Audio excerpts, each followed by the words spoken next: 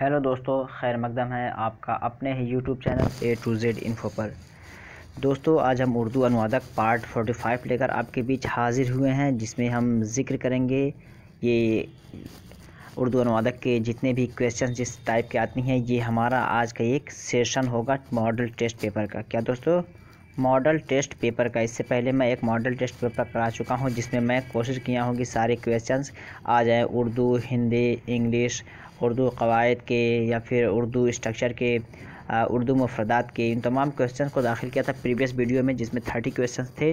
तो दोस्तों ने काफ़ी अच्छा किया, लाइक किया, पसंद किया। तो मैं फिर उसी को मद्देनज़र रखते हुए मैं आज 40 क्वेश्चंस लेकर आपके बीच आया हूं। तो ये भी एक मॉडल टेस्ट पेपर है, तो आप लोग एक कॉपी पेन लेके बैठिए, ताकि आप भी अपना आंसर आप टिक करते रहिए। यूँ समझिए कि आप मॉडल पेपर एग्ज़ाम दे रहे हैं और आपके जितने भी आंसर सही हो गए आप बताइएगा लास्ट में ज़रूर। तो देखते हैं 1 नंबर क्वेश्चन में, 1 नंबर में क्या कहा जा रहा है। शिक्षा विभाग का उर्दू अनुवाद क्या होगा, और आपके ऑप्शन है। और ये मैं कोशिश किया हूँ कि इसमें से बहुत सारे ऐसे क्वेश्चंस हैं जो मैंने प्रीवियस वीडियोज़ में करा दिए। तो प्लीज़ अगर आप लोगों ने अभी तक नहीं देखा, प्रीवियस वीडियोज़ को देख लीजिए, वहाँ से काफ़ी फ़ायदा होगा। और कुछ क्वेश्चंस हैं जो नहीं कराए हैं, तो यहाँ पे उसे हम जान लेंगे। तो देखते हैं शिक्षा विभाग का उर्दू अनुवाद क्या होगा। आपके ऑप्शंस यहाँ पे हैं, दफ्तर तालीम, महकमा तालीम, या मकातबे तालीम, या अहकाम तालीम। तो ये 1 नंबर का सवाल है। अगर आंसर आपको पता है तो दोस्तों अपने कॉपी में आप टिक करके रखिए। मैं ज़्यादा नहीं रुकूंगा और ज़्यादा डिफ़ाइन भी नहीं करूँगा, बल्कि ये आपका मॉडल पेपर है, तो हम आंसर बताते हुए चलेंगे। तो ऑप्शन 2 इसका बिल्कुल करेक्ट हो जाएगा, महकमा तालीम। क्या दोस्तों, महकमा तालीम या शोबा तालीम, एजुकेशन डिपार्टमेंट को हम बोलते हैं। नेक्स्ट देखते हैं 2 नंबर का। 2 नंबर में कहा जा रहा है वित्त विभाग का उर्दू अनुवाद क्या होगा। वित्त विभाग का उर्दू अनुवाद क्या होगा, आपसे ये पूछा जा रहा है। वित्त विभाग का उर्दू क्या है। आपके ऑप्शन यहाँ पे हैं, दफ्तर उमरा, दफ्तर माली, शोबा मालियत, या महकमा मालियात। तो क्या होगा 2 नंबर में। 2 नंबर में ऑप्शन 3 इसका बिल्कुल करेक्ट हो जाएगा। क्या होगा दोस्तों, या शोबा मालियत, ये आपका इकोनॉमिकल डिपार्टमेंट से रिलेट करता है, शोबा मालियत। तो ऑप्शन 3 इसका बिल्कुल करेक्ट हो जाएगा। नेक्स्ट देखते हैं 3 नंबर सवाल देखते हैं। 3 नंबर में क्या कहा जा रहा है। 3 नंबर में कहा जा रहा है कि मंदरजा झेल में से अलिफ ममदूदा को अलग कीजिए। मंदरजा झेल में से अलिफ ममदूदा को अलग कीजिए। ये कवायद से है, और कवायद की प्रीवियस वीडियोस देखेंगे तो उसमें आपको मिलेगा।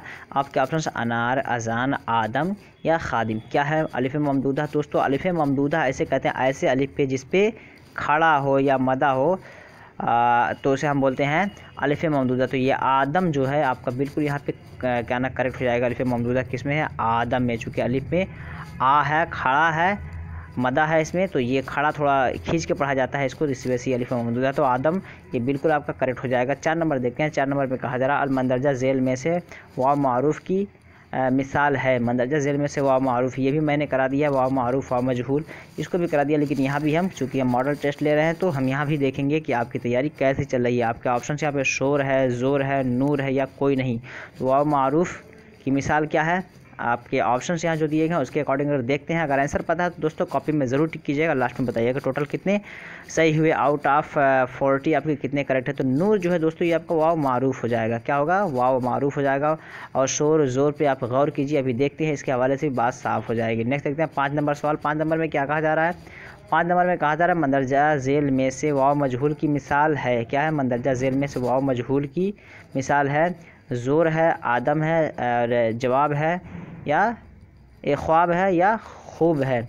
तो बताना है आपको क्या है दोस्तों। तो अभी ज़ोर और शोर जो देखे थे वो आपका क्या था, वाव मजहूल था। क्या दोस्तों, वाव मजहूल। तो ये आपका हो जाएगा ऑप्शन 1 बिल्कुल करेक्ट, कि वाव मजहूल जो है आपका ज़ोर है, शोर है।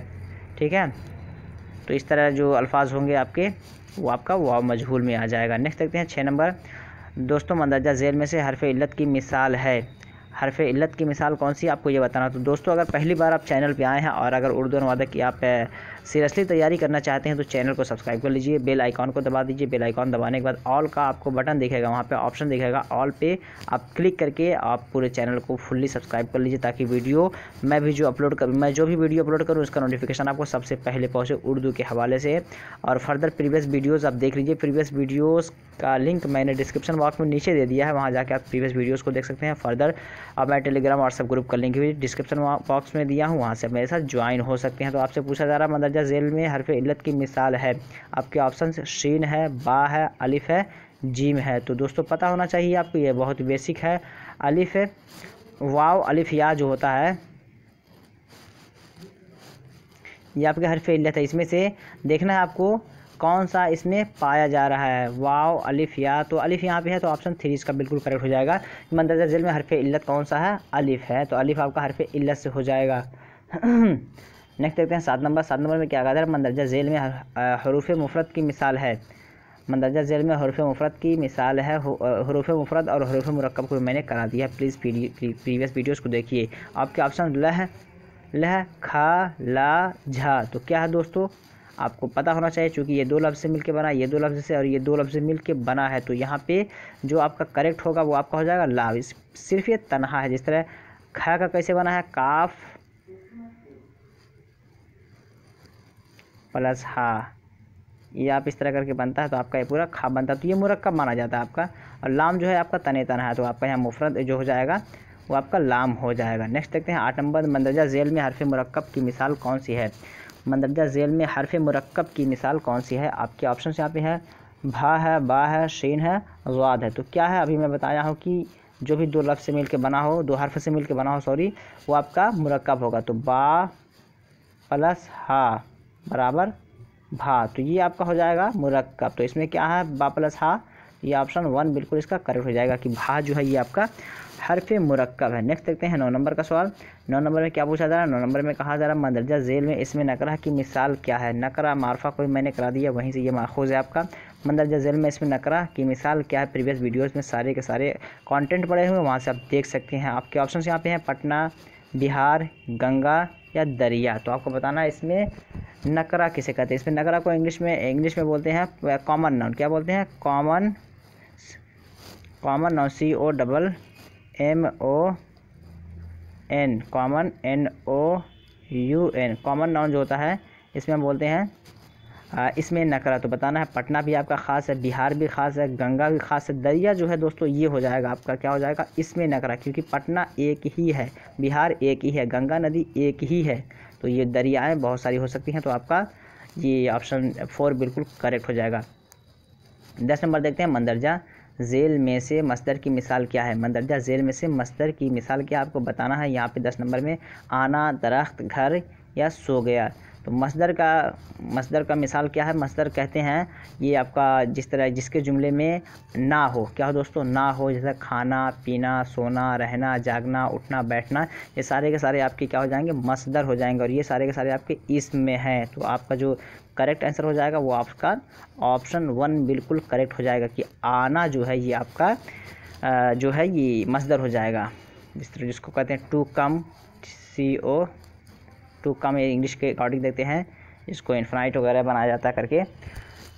तो नेक्स्ट देखते हैं 11 नंबर। ज़मीन को अपने तौर पर एक चक्कर पूरा करने में कितना वक्त लगता है? ज़मीन जो चक्कर लगाती है वो कितने दिन में लगा लेती है? जिसको जो डे नाइट का जो डिवीज़न होता है उस चक्कर को कितने दिन में पूरा कर लिया जाता है? 11 नंबर का सवाल है। 11 नंबर में 1 दिन, 1 हफ्ता, 1 माह या 1 साल। तो 11 नंबर का सवाल अगर आपको आंसर पता है, ये जी की क्वेश्चन यहाँ से शुरू हो गए। तो दोस्तों 1 दिन में यानी 24 आवर्स में ये अपना एक ड्यूरेशन पूरा कर लेता है। कितने घंटे में? 24 आवर्स में, या 24 घंटे में कह सकते हैं, या 1 दिन में ये अपना एक चक्कर पूरा लगा लेता है पूरे ज़मीन का। तो ऑप्शन 1 इसका बिल्कुल करेक्ट हो जाएगा। ये प्रीवियस वीडियोज़ है, जियोग्राफी से लिया गया है, और प्रीवियस वीडियोज़ आप मेरे जीके के देखेंगे तो वहाँ भी आपको ये मिल जाएंगे क्वेश्चंस। 12 नंबर देखते हैं। बहीरे अरब और खलीज बंगाल को कौन सी आबनाएँ जोड़ती है? आबनाएँ किसे कहते हैं दोस्तों? आबनाएँ कहते हैं स्ट्रेट को। क्या कहते हैं? स्ट्रेट को, STRAIT। ये एक तरह का बांध कह सकते हैं, या फिर दो मतलब एक रास्ते के बीच में जो पानी की जो नहर होती है उसे हम कह सकते हैं स्ट्रेट। लेकिन यहाँ ऑप्शन देखते हैं, यहाँ पे आबनाए जबल तारिक, आबनाए पाक, या फारसी की खाड़ी। तो क्या होगा यहाँ पे करेक्ट आंसर दोस्तों? आबनाए पाक जो है ये आपका बिल्कुल करेक्ट हो जाएगा। पाक स्ट्रेट जिसको हम बोलते हैं, क्या बोलते हैं? पाक स्ट्रेट, PALK तो पाक स्ट्रेट ये आपका हो जाएगा, जो बहीरे अरब और खलीज बंगाल। बहीरे अरब कह सकते हैं, अरबियन ओशियन या फिर बे ऑफ बंगाल, इन दोनों को जो आबनाएँ जोड़ती है उसका नाम है आबनाए पाल्क। तो ये ऑप्शन बी बिल्कुल 2 एकदम बिल्कुल करेक्ट हो जाएगा। नेक्स्ट देखते हैं 13 नंबर। 13 नंबर में क्या कहा जा रहा है? 13 नंबर में कहा जा रहा है रियासत महाराष्ट्र भारत के किस सिमत में वाक़ है? ये आपका गूगल मैप कह लीजिए या फिर नक्शे से ये लिया गया है। रियासत महाराष्ट्र भारत के किस सिमत में वाक़ है? तो अगर आपको नक्शा याद है तो आप आसानी से बता सकते हैं। पहले मैं इसका आंसर आपको बता दे रहा हूँ। ये 13 नंबर का सवाल है, लेकिन अगर आपको पता है तो अपना आंसर आप टिक कर लीजिए। तो ऑप्शन इसका 13 का जो ऑप्शन करेक्ट होगा वो 4 होगा। क्या होगा? 4 होगा। हम थोड़ा सा समझाने की कोशिश करेंगे यहाँ पे, ताकि आपको कॉन्सेप्ट भी क्लियर हो जाए। जिस तरह यहाँ पे है, ये हमारा नॉर्थ है, ये साउथ है, ये ईस्ट है और ये वेस्ट है। तो ये हमारा एरिया जो कहलाता है साउथर्न का कहलाता है, या फिर कह सकते हैं ये जुनूबी एरिया कहलाता है। क्या कहलाता है? जुनूबी। और ये शुमाली, ये मशरक़ी और ये मगरबी। ये आपका शुमाली है, ये जुनूबी है, ये मशरक़ी है और ये मगरबी है। तो ये हमारा पूरा डायरेक्शन होता है। लेकिन अब फिर अगर आप मैप में इसको देख रहे हैं, आप डायरेक्शन बना के मैप में, तो आपका ये मैप में जो पड़ेगा, ये आपका ऐसे देखेंगे करके, तो ये आपका इस एरिया में पड़ता है, यहाँ पे कोस्टल एरिया पड़ता है। तो चूँकि यहाँ से अगर हम डिवाइड करते हैं इसको, तो ये शुमाल का एरिया होगा, ये जुनूब का एरिया होगा। तो जुनूब एरिया में आपका ये पड़ता है, डिवाइडेड बाई 2 करते हैं तो जुनूब एरिया में आपका ये पड़ेगा। तो 13 नंबर का ऑप्शन 4 बिल्कुल करेक्ट हो जाएगा कि जुनूब में ये पड़ता है। और फर्दर आप मैप को प्रीफर कर सकते हैं। 14 नंबर देखते हैं, रकबे के लिहाज से भारत में किस रियासत का पहला नंबर? रकबे के लिहाज से, क्षेत्रफल कह सकते हैं या एरिया के हिसाब से भारत में कौन सा ऐसा स्टेट है जो 1 नंबर पे है, आपको ये बताना है। आपके ऑप्शंस यहाँ पे जो दिए गए हैं, महाराष्ट्र है, राजस्थान है, मध्य प्रदेश या फिर उत्तर प्रदेश है। 14 नंबर का सवाल है। 14 नंबर का सवाल काफ़ी मशहूर है, पूछा जाने वाला है, हर एग्ज़ाम में ये देखने को मिलता है इस तरह के क्वेश्चन। तो 14 नंबर में ऑप्शन 2 बिल्कुल करेक्ट हो जाएगा, राजस्थान। क्या दोस्तों? ये राजस्थान है आपका, जो रकबे के लिहाज से भारत में पहले नंबर पे माना जाता है, वो राजस्थान है। 15 नंबर देखते हैं, दरियाए ताप्ती। दरियाए ताप्ती किस सिमत में बहती है? दरियाए ताप्ती किस सिमत में बहती है, या कह सकते हैं in which direction the Tapti river flows. तो किस डायरेक्शन में यह बहती है, तो आपको बताना है। ये आपका मशरक़ी, मगरबी, शुमाली या जुनूबी। तो ये आपका किस सिमत में बहती है? ये आपका जो बहती है ईस्ट टू वेस्ट, यानी मगरबी सिमत में। क्या दोस्तों? मगरबी सिमत का डायरेक्शन, इसको भी हम समझना चाहें तो ऐसे समझ सकते हैं, नॉर्थ, साउथ, ईस्ट या फिर वेस्ट। तो ये आपका जो फ्लो होता है ऐसे करके, ईस्ट टू वेस्ट में ये फ्लो होता है। तो इस तरह डायरेक्शन में इसको हम मान सकते हैं। तो मगरबी जो हो जाएगा ये आपका बिल्कुल करेक्ट हो जाएगा। 15 का 2 बिल्कुल इसका राइट आंसर हो जाएगा, यानी मगरबी। 16 नंबर देखते हैं, 16 नंबर में क्या कहा जा रहा है? 16 नंबर में कहा जा रहा है, महाराष्ट्र की तश्कील कब हुई? Maharashtra, when the Maharashtra state was established. आपको बताना है यहाँ पे महाराष्ट्र की तश्कील कब हुई। आपके ऑप्शंस यहाँ पे है, 1 जनवरी 1960, 1 मई 1960 और 26 जनवरी 1950 या फिर 15 अगस्त 1950। तो इसकी तश्कील कब हुई महाराष्ट्र की? अगर आपको पता है, चूँकि जीके का क्वेश्चन है, अगर नहीं पता है तो कोई बात नहीं, फर्दर यहाँ जान लीजिए। लेकिन अगर आपको पहले से पता है तो अच्छी बात हो जाएगी, आपकी तैयारी अच्छी चल रही है। तो यहाँ पे दोस्तों क्या करेक्ट हो जाएगा? 16 में ऑप्शन 1, 2 जो है, यानी फर्स्ट में 1960, ये बिल्कुल करेक्ट हो जाएगा। ये आपका बिल्कुल करेक्ट हो जाएगा। नेक्स्ट देखते हैं, 17 नंबर, भारत के सरकारी महर के नीचे क्या लिखा रहता है? जो इंडिया का स्टैम्प है वो उसके नीचे क्या लिखा रहता है? जय हिंद, सत्यमेव जयते, वंदे मातरम, कोई भी नहीं। भारत के सरकारी महर के नीचे क्या लिखा रहता है दोस्तों? तो ये आपको पता नहीं है तो जान लीजिए, जो लिखा रहता है वो सत्यमेव जयते लिखा रहता है। 2 इसका बिल्कुल करेक्ट हो जाएगा कि भारत के सरकारी महर के नीचे सत्यमेव जयते लिखा रहता है। 18 नंबर देखते हैं, 18 नंबर में कहा जा रहा है, भारत की बर्री फ़ौज का हेड क्वार्टर कहाँ है? भारत के बर्री फ़ौज का हेड क्वार्टर कहाँ है, यानी आर्मी का हेड क्वार्टर ये पूछा जा रहा है आपसे, कहाँ पे है? मुंबई में है, नागपुर है, कलकत्ता या दिल्ली? 18 नंबर का सवाल है। तो इसका आंसर क्या होगा? इसका आंसर होगा आपका दिल्ली में। दिल्ली में जो है भारत की बर्री फ़ौज का हेड क्वार्टर आपका दिल्ली में वाक़ है, सिचुएटेड है या स्थित कह सकते हैं। 19 नंबर देखते हैं, 19 नंबर में कहा जा रहा है, भारत के सरकारी मोहर के नीचे कौन से 2 जानवरों की तस्वीर है? भारत के सरकारी मोहर के नीचे ये आपका कह सकते हैं कि एंशियंट ज़माने से इसको जोड़ा जा रहा है, कदीम ज़माने से। आपके ऑप्शन यहाँ पे हैं, शेर व बैल, हाथी व घोड़ा, बैल व घोड़ा या हिरन व बैल। अगर नहीं पता तो कोई बात नहीं, चूँकि जीके का दायरा काफ़ी वसी होता है। तो 19 नंबर में ऑप्शन 3 बिल्कुल करेक्ट हो जाएगा, बैल व घोड़ा। तो ऑप्शन 3 इसका बिल्कुल राइट हो जाएगा। नेक्स्ट देखते हैं 20 नंबर में। 20 नंबर में कहा जा रहा है, नेताजी सुभाष चंद्र बोस का आबाई वतन कौन सा है? कह सकते हैं in which city Subhash Chandra Bose was born, ये कह सकते हैं हम। तो आपके ऑप्शन यहाँ पे हैं कोलकाता, दिल्ली, मुंबई, बेंगलोर या कटक। तो कहाँ पे वो उनका आबाई वतन है या कहाँ पैदा हुए थे, आपको ये बताना है। तो सवाल नंबर 20 में जो राइट ऑप्शन होगा वो आपका हो जाएगा ऑप्शन 4, यानी कटक में उनकी पैदाइश हुई है। सवाल नंबर 20 में 4 बिल्कुल करेक्ट हो जाएगा। ये आपका कहाँ पड़ता है, उड़ीसा में। कहाँ दोस्तों, उड़ीसा में। ये आपका उड़ीसा में पड़ता है। तो कटक में उनका आबाई वतन है और ये आपका उड़ीसा में पड़ता है। 21 नंबर देखते हैं। 21 नंबर में कहा था पिंक सिटी किस शहर का नाम है। पिंक सिटी किस शहर का नाम है या किससे पिंक सिटी कहा जाता है। आपके ऑप्शन है लखनऊ है, फैज़ाबाद है, नैनीताल है या फिर जयपुर। पिंक सिटी किसे कहा जाता है, तो दोस्तों जयपुर को पिंक सिटी कहा जाता है। किसे कहा जाता है, पिंक सिटी, गुलाबी शहर, जिसको उर्दू में कहते हैं गुलाबी शहर। गुलाबी शहर कहा जाता है। गुलाबी शहर आपका किसको, जयपुर को कहा जाता है। तो ये आप जहन नशीन कर लीजिए। 22 नंबर देखते हैं। हिरोशिमा और नागासाकी पर बमबारी करने वाले तैयारे का क्या नाम था। यानी हिरोशिमा और नागासाकी पे जो हमला किया गया था, बम ब्लास्टिंग किया गया था 1945 में, तो किस एयरक्राफ्ट से या तैयारे से किया गया था। आपके ऑप्शन यहाँ में है अपोलो, एनुलागे, लिटिल जेट या फिर मैक 28। तो किससे हमला किया गया था दोस्तों, अगर आपको आंसर पता है तो आंसर टिक कर लीजिए। तो दोस्तों जो हमला किया गया था हिरोशिमा और नागासाकी पे 1945 में, वो आपका किया गया था एनोलागे से। एनोलागे एयरक्राफ्ट का नाम है, उसके ज़रिए इस पर हमला किया गया। तो ऑप्शन 2 बिल्कुल करेक्ट हो जाएगा। सवाल नंबर 22 का ऑप्शन 2 बिल्कुल राइट हो जाएगा। नेक्स्ट देखते हैं सवाल नंबर 23। दस्तूर साज के कुल मेंबरान की तादाद कितनी थी। दस्तूर साज के कुल मेंबरान की तादाद कितनी थी, यानी दस्तूर साज असेंबली के कुल मेंबरान की तादाद कितनी थी, आपको ये बताना है। आपके ऑप्शन यहाँ पे हैं 215, 262, 299 या 552। ये 23 नंबर का सवाल है। तो 23 नंबर में क्या करेक्ट होगा दोस्तों, तो 299 यानी 299 टोटल इसके दस्तूर साज असेंबली के मेंबर थे। 299 ये टोटल आपके पार्टीशन के बाद, पार्टीशन ऑफ इंडिया के बाद ये आपके 299 आपके मेंबर्स हो गए थे। तो ये ऑप्शन 3 बिल्कुल इसका करेक्ट हो जाएगा। नेक्स्ट देखते हैं 24 नंबर। 24 नंबर में कहा जा रहा है दस्तूर हिंद में कुल कितनी सरकारी ज़बानें दर्ज हैं। दस्तूर हिंद में कुल कितनी सरकारी ज़बानें दर्ज है, शेड्यूल के तहत ये पूछा जा रहा है। कौन से शेड्यूल में है, अगर आपको पता है तो प्लीज़ आप बताइए कमेंट करके किस शेड्यूल में आता है।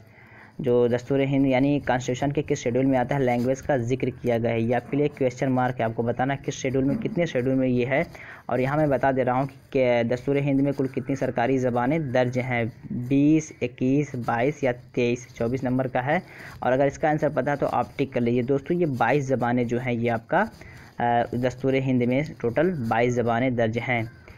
नेक्स्ट देखते हैं 25 नंबर। 25 नंबर में कहा जा रहा है मशहूर पेंटिंग किसने बनाई थी, मोनालिसा, यानी मशहूर मोनालिसा पेंटिंग जो है किसने बनाई थी। आपके ऑप्शन यहाँ पे है लियोनार्डो विंसी या फिर पाब्लो न्यूटन, फिदा हुसैन। तो किसकी ये बनाई हुई है मोनालिसा पेंटिंग दोस्तों, ये आपका ऑप्शन 1 बिल्कुल करेक्ट हो जाएगा। लियोनार्डो विंसी की बनाई हुई ये पेंटिंग है मोनालिसा। काफ़ी मशहूर पेंटिंग है। अगर पेंटिंग के हवाले से एग्ज़ाम में कोई सवाल आता है तो सबसे पहले सारे फहरिस्त इसको रखा जाता है मोनालिसा को। तो ज़रूर आप याद कर लिए लियोनार्डो विंसी। 26 नंबर देखते हैं। 26 नंबर में कहा जा रहा है find out opposite words of confess. ये कॉन्फेस का अपोजिट वर्ड आपको बताना है और इसके बाद जितने भी वर्ड्स आएंगे सबका आपको अपोजिट ही बताना है। जिस तरह यहाँ पे वर्ड दिख रहा है ना, ये सबका आपको अपोजिट ही बताना है। सारा सेंटेंस मैं नहीं लिखा हूँ, बस वर्ड लिख दिया हूँ। ये समझ लीजिए कि आपको सारे का अपोजिट ही बताना है। कॉन्फेस क्या है, आपके ऑप्शन यहाँ पे है गुड है, हैप्पी है, डिनाई है या एक्सेप्ट है। कॉन्फेस किसे कहते हैं दोस्तों, पहले इंग्लिश में सबसे बड़ा रूल ये होता है कि अगर कोई सा भी वर्ड है, अगर आप उसका माना जान रहे हैं तब आप उसका मुतरादिफ या उसका मुतजाद, जिसको एंटोनिम या सिनोनिम्स कहते हैं या फिर पर्यायवाची या विलोम कहते हैं, तभी आप निकाल पाएंगे जब उसको आप माने के साथ समझ रहे। कॉन्फेस कहते हैं मंजूर करना, कबूल करना, मान लेना। तो डिनाई के माने इनकार करना। तो चूँकि विलोम बताना है तो ऑप्शन 3 इसका बिल्कुल करेक्ट हो जाएगा। कॉन्फेस का जो अपोजिट वर्ड होगा वो आपका डिनाई हो जाएगा। नेक्स्ट देखते हैं 27 नंबर में आपका एक वर्ड है क्रूएल। क्रूएल का आपको अपोजिट बताना है। गिल्टी है, सिनर है, प्राउड है या मर्सीफुल है। तो आपको बताना है क्रूएल के माने एक तरह का जालिम के माने में होता है। तो प्राउड फ़ख्र करना, सिनर गुनहगार, गिल्टी कसूरवार। तो ये जो आपका मर्सीफुल है रहमदिल, ये बिल्कुल इसका अपोजिट हो जाएगा। क्रूएल जालिम, मर्सीफुल मतलब रहमदिल। तो ऑप्शन 4 इसका बिल्कुल करेक्ट हो जाएगा। नेक्स्ट देखते हैं। और इस तरह के वर्ड्स मैंने अपने प्रीवियस वीडियोस में करा दिए हैं सेंटेंस के साथ, तो उन वीडियोस को आप प्रीफर कर सकते हैं फर्दर जानने के लिए। 28 नंबर देखते हैं। 28 नंबर में कहा जा रहा है डोमेस्टिक। डोमेस्टिक एक वर्ड है, इसको आपको विलोम बताना है, अपोजिट बताना है। इंग्रेडिएंट्स है, वाइल्ड है, हाउस है, थिंग्स है। तो दोस्तों डोमेस्टिक के क्या माने हैं? घरेलू या पालतू। क्या दोस्तों? एक घरेलू भी होता है और एक पालतू भी बोला जाता है। तो दो मानी इसको होते हैं, घरेलू डोमेस्टिक आइटम्स, घरेलू सामान, या डोमेस्टिक एनिमल पालतू जानवर। इस तरह के भी आप देख सकते हैं। तो डोमेस्टिक का माना अगर देखते हैं घरेलू या पालतू। इंग्रेडिएंट्स कहते हैं चीज़ें कह सकते हैं, जिस तरह ना स्पाइसी इंग्रेडिएंट्स, तो मसाले के अक़साम जो होते हैं। वाइल्ड कहते हैं जंगली। घरेलू यहाँ पे हो जाएगा आपका, ये घरेलू है और ये जंगली। तो आपका ये ऑप्शन जो है ऑप्शन 2 बिल्कुल करेक्ट हो जाएगा। तो यहाँ पे ऑप्शन 2 यानी 28 का ऑप्शन 2 बिल्कुल राइट हो जाएगा। आप भी अपने आंसर टिक करते रहिए और लास्ट में बताइएगा। और इसको ऐसे ही देखिए जैसे कि आप गोया कि एक आप मॉडल पेपर को दे रहे हैं। 29 नंबर में कहा जा रहा है डेबिट। एक वर्ड है डेबिट और इसका आपको अपोजिट बताना है। क्रेडिट है, कैश है, मनी है या फिर मशीन है। तो क्या होता है इसका? डेबिट किसे कहते हैं दोस्तों? डेबिट कहते हैं उधार खाते को। क्या कहते हैं? उधार खाते को। क्रेडिट कहते हैं जमा खाते को। तो आपको बताना है, चूँकि डेबिट पूछा जा रहा है तो डेबिट आपका उधार खाता है, यानी आपका उधार है, या फिर आप किसी से उधार ले रहे हैं तो आपका वो डेबिट हो जाएगा। और अगर किसी को जमा कर रहे हैं तो क्रेडिट होगा। तो डेबिट का आपका जो अपोजिट होगा वो हो जाएगा क्रेडिट। क्या होगा? क्रेडिट। डेबिट उधार खाता, क्रेडिट जमा खाता। तो इनको जुमले में भी आप इस्तेमाल करके देख लीजिएगा, क्योंकि हो सकता है इसे जुमले में आपसे पूछ लिया जाए, तो फर्दर आप इसे भी देख लीजिए। और ये आपका है फेयर्स। यह है फेयर्स 30 नंबर में, FIERS फेयर्स। और आपको इसका विलोम बताना है। फायर है, वैन है, जेंटल है या फिर लेस है। तो फेयर्स किसे कहते हैं दोस्तों? फेयर्स का माना आप समझिए। फेयर्स कहते हैं वहशी को। किसे कहते हैं? वहशी। फेयर्स कहते हैं वहशी को। तो अगर वहशी का आप माना समझ गए हैं तो फिर आप निकाल सकते हैं। फायर आग को कहते हैं, वैन गाड़ी को कहते हैं, जेंटल कहते हैं रहम दिल को, यानी जो वहशी ना हो, जिसके अंदर इंसानियत हो। तो ऑप्शन ये बिल्कुल करेक्ट हो जाएगा, जेंटल। फेयर्स का मुतजाद जो होगा वो आपका जेंटल हो जाएगा। 31 नंबर देखते हैं। स्वैलो का हिंदी अनुवाद क्या होगा? एक वर्ड है स्वैलो, इसका हिंदी अनुवाद आपको बताना है। चूँकि अभी वो आपका विलोम का था, अब यहाँ से आपसे हिंदी पूछा जाएगा। इंग्लिश का हिंदी सारे वर्ड से आप पूछे जाएंगे। आपके यहाँ पे ऑप्शंस जो दिए गए हैं उसे हम देख ले रहे हैं। स्वैलो का हिंदी अनुवाद जो दिया गया, चबाना है, गटकना है, खाना है, कोई नहीं। तो ये करीब करीब माना सारे हैं, लेकिन एग्जैक्ट मीनिंग क्या हो जाएगा? तो स्वैलो का जो मीनिंग यहाँ पे करेक्ट होगा वो होगा आपका गटकना। क्या दोस्तों? गटकना। तो ये गटकना बिल्कुल करेक्ट हो जाएगा। चबाना किसे कहते हैं? चबाना कहते हैं चिव को, CHEW। जिस तरह आप च्यूगम खाते हैं ना, तो च्यूगम के लिए आपका ना ईट बोला जाएगा ना स्वैलो बोला जाएगा, बल्कि वहाँ पे च्यू बोला जाएगा। नाम भी उसका है च्यूगम, CHEW। च्यू के माने होता है चबाना। तो ये आपका च्यूगम के हवाले से हो जाएगा, लेकिन यहाँ पे स्वैलो एक गटकना बिल्कुल यहाँ पे करेक्ट हो जाएगा। नेक्स्ट देखते हैं 32 नंबर में कहा जाता है अपेरेंट का हिंदी अर्थ। अपेरेंट का आपको हिंदी अर्थ बताना है कि अपेरेंट का हिंदी माना क्या होगा। तो यहाँ पे आपके ऑप्शंस हैं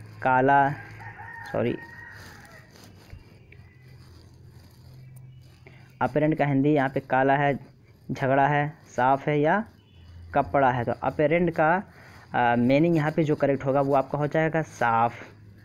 जैसे everything was apparent at your face, कि हर चीज़ तुम्हारे चेहरे से ज़ाहिर हो रहा था। तो अपेरेंट ये साफ़ व शफाफ या क्लियर के माने में इस्तेमाल किया जाता है। तो ऑप्शन जो यहाँ पे हो जाएगा 31 का ये करेक्ट हो जाएगा। 32 का जो होगा वो आपका ऑप्शन 3 हो जाएगा करेक्ट, यानी साफ। नेक्स्ट देखते हैं एग्जर्शन का हिंदी अर्थ क्या है। एग्जर्शन एक वर्ड है इंग्लिश का, इसका हिंदी अर्थ आपको बताना है प्रसन्नता या थकान, प्रवेश कोई नहीं। तो आपको बताना एक्सर्शन क्या होता है, बोलते हैं ना आई एम फीलिंग एक्सर्शन, मुझे थकान है या मैं थक गया हूँ। तो ये ऑप्शन बिल्कुल करेक्ट हो जाएगा, 33 का ऑप्शन 2 बिल्कुल करेक्ट हो जाएगा कि एक्सर्शन कहते हैं थकान को, थकावट को। नेक्स्ट देखते हैं 34 नंबर में कहा which one spelling is correct, इसमें से स्पेलिंग करेक्ट पूछा जा रहा है। एक टीच है या सेमिनार है या रिलाई है या फिर नन है। तो दोस्तों यहाँ पे टीच TEACH है, ये गलत है, आपका हो जाएगा TEACH।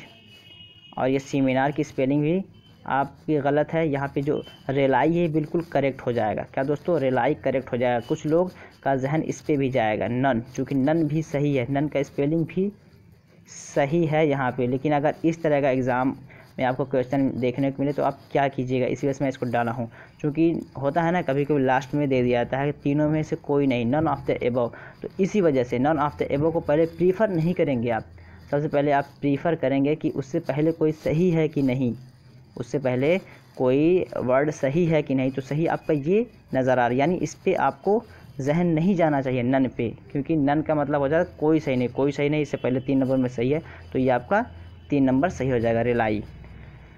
तो ऑप्शन 3 इसका बिल्कुल करेक्ट हो जाएगा। नेक्स्ट देखते हैं 35 नंबर में कहा जा रहा है प्रायोरिटी का हिंदी अनुवाद क्या होगा। प्रायोरिटी का हिंदी अनुवाद क्या होगा, अग्रता, नियम, संकेत, प्रयास। 35 का अगर आपको आंसर पता है तो आंसर बताइए, जिसको उर्दू में अव्वलियत बोलते हैं। क्या बोलते हैं दोस्तों, अव्वलियत, अव्वलियत बोलते हैं। और इसको हिंदी में बोलते हैं अग्रता।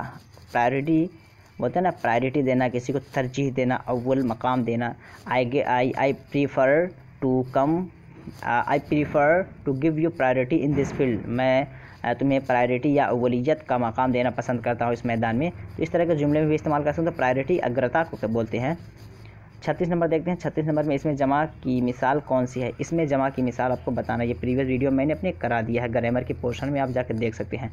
घर है, खेत है, पुलिस है या खुशी। तो इसमें जमा की मिसाल कौन सी है दोस्तों, जिस तरह ये आपका, जिससे किसी हमें ग्रुप का बोध हो, यानी समूह का बोध हो, क्या हो, इसको हिंदी बोलते हैं समूह। समूह का बोध जिसमें होता है, समूह का इल्म हो, यानी ग्रुप या जमात का पूरा इल्म हो, उसे हम बोलते हैं इसमें जमा। जिस तरह पुलिस है ना, ये आपका सिंगुलर ही यूज़ होता है। आर्मी है, ये आपका सिंगुलर ही यूज़ होता है, लेकिन पूरी ग्रुप इसमें आ जाती है। तो ये 36 का ऑप्शन 3 बिल्कुल करेक्ट हो जाएगा कि पुलिस जो है ये आपका इसमें जमा है। कलेक्टिव नाउन जिसको इंग्लिश में बोलते हैं, क्या बोलते हैं, कलेक्टिव नाउन, कलेक्टिव नाउन इसको इंग्लिश में बोलते हैं। 37 नंबर देखते हैं। पीली टोपी मुझे दो। पीली टोपी क्या है, यानी पीली टोपी मुझे दो में ये पीली टोपी क्या है, इजाफ़ी है, तौसीफ़ी है, इस्मिया है, ख़ास है। मुरक्किब इजाफ़ी, मुरक्किब तौसीफ़ी या इस्मिया या ख़ास है, क्या बताना। तो दोस्तों ये पीली टोपी ये मौसूफ सिफ़त है, तो आपका तौसीफ़ी हो जाएगा। क्या हो जाएगा, ये एक तरह का एडजेक्टिव बताया जा रहा है। क्या बताया जा रहा है, एलो, जिस तरह इसको हम इंग्लिश बोलेंगे तो एलो कैप बोल देंगे, इस वजह से एडजेक्टिव इसमें पाया जा रहा है। तो एडजेक्टिव फॉर्म को उर्दू में क्या बोलते हैं, तौसीफ़ी, मुरक्किब तौसीफ़ी। तो ऑप्शन 2 इसका बिल्कुल करेक्ट हो जाएगा। नेक्स्ट देखते हैं 38 नंबर। असली फ़ारसी का हर्फ कौन सा है। असली फ़ारसी का लफ्ज़ हर्फ कौन सा है, काफ है, अलिफ है, या है, ज़ा है। तो आपको बताना है। तो बहुत आसान है, चूँकि ये ज़ा जो है ये आपका असली फ़ारसी में या फ़ारसी ही में इस्तेमाल किया जाता है, या तो फिर जिस तरह अज़दहा लिखा जाता है, क्या लिखा जाता है, अज़दहा। तो अज़दहा हम लिखते हैं, अगर असली इमला इसका देखते हैं तो इसी तरह लिखा जाएगा, ट्रिपल डॉट के साथ अज़दहा। तो ये फ़ारसी का जो लफ्ज़ है ये ज़ा, ये आपका पर्सियन वर्ड है, पर्सियन अल्फ़ाबेट है। 39 नंबर देखते हैं। मैं पढ़ाई कर रहा हूँ कौन सा फ़ेल है।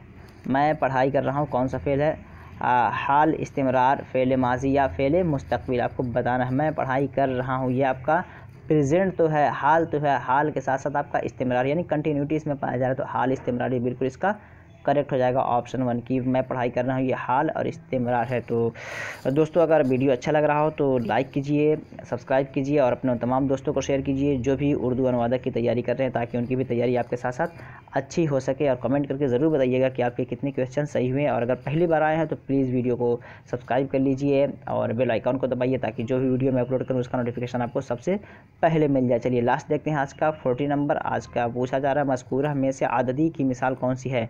मज़कूरा मिसालों में से आददी की मिसाल कौन सी है? जो सोना है, चांदी है, 15 है या मोती है।